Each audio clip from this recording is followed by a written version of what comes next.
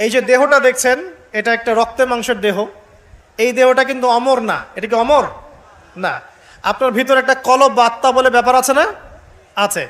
এই কলবটার ব্যাপারে নবী সাল্লাল্লাহু আলাইহি ওয়াসাল্লাম বলেছেন, যখন আদম সন্তান কোনো গুনাহ করে তখন তার কলবের মধ্যে একটা দাগ পড়ে। কি পড়ে? দাগ পড়ে। আরেকটা যখন পাপ করে তখন আবার দাগ পড়ে, আরও একটা পাপ করে আবার দাগ পড়ে। এইভাবে যখন আপনি গুনাহ করতেই থাকবেন তখন পুরো অন্তরটা কি হবে? কলুষিত হয়ে দুর্গন্ধযুক্ত হয়ে যাবে।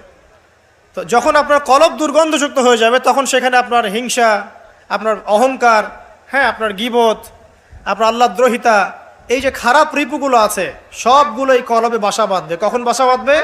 যখন আপনার কলবটা কলুষিত হয়ে যাবে। আর কলুষিত হচ্ছে কেন? পাপের কারণে। কিসের কারণে? পাপের কারণে। তো এখন কলবটাকে আগে পরিচ্ছন্ন করতে হবে।